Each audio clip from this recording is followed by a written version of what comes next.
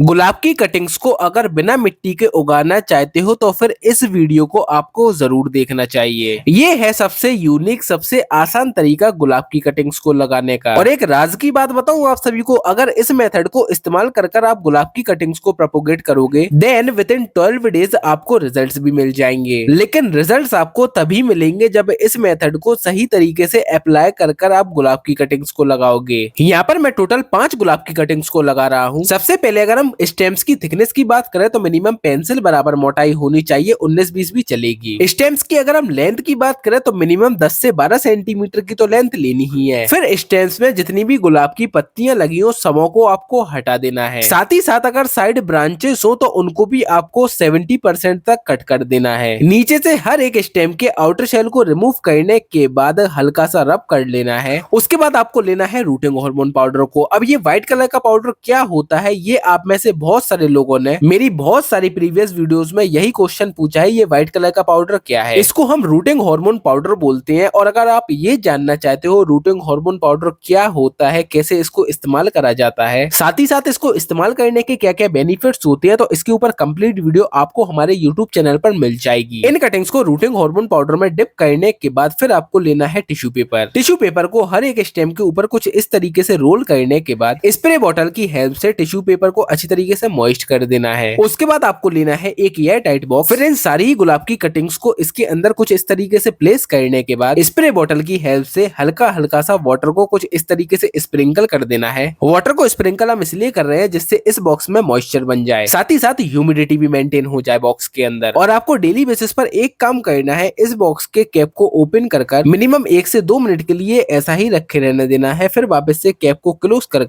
इस बॉक्स को आप ऐसी लोकेशन पर रख दोगे जहां इनडायरेक्ट सनलाइट की रोशनी आती हो, या फिर कंप्लीटली शेडी एरिया में रख दोगे। ये हमारे कुछ 12 दिनों बाद के रिजल्ट्स हैं और आप देख सकते हो कितने शॉकिंग रिजल्ट्स हमें यहाँ पर मिले हुए हैं। मैंने यहाँ पर टोटल 5 गुलाब की कटिंग्स को प्रोपोगेट करा था और पांचों के ही रिजल्ट्स आप सभी के सामने ये हैं और पांचों की ही पांचों स्टेम्स में से न्यू शूट्स आना स्टार्ट हो चुकी हैं। और ये बात ऑलरेडी आपको मालूम होगी, अगर हम नॉर्मल तरीके से गुलाब की कटिंग्स को लगाते तो फिर 5 में से 1 या 2 स्टेम्स की खराब हो गई होती कंप्लीटली। अगर आज के बताए हुए इस मेथड को फॉलो कर आप गुलाब की कटिंग्स को लगाओगे तो आपको 95% प्लस रिजल्ट्स मिलेंगे इन स्टेम्स के। बाकी जब इन स्टेम्स में न्यू शूट्स आ जाए, मीन्स गुलाब की छोटी छोटी पत्तियां ना स्टार्ट हो जाए, उसके बाद आपको इन सारी स्टेम्स को उठाकर डायरेक्टली सॉइल मीडिया में लगा देना है। और अगर आप ये जानना चाहते हो इन कटिंग्स को लगाने के लिए मैंने किस स्पेशल सॉइल मिक्सचर को इस्तेमाल किया है, तो नीचे कमेंट बॉक्स में कमेंट कर आप मुझसे पूछ लीजिएगा। और अगर इन कटिंग्स के फाइनल रिजल्ट्स देखना चाहते हो विद रूट्स के साथ तो हमारे चैनल को सब्सक्राइब कर लो।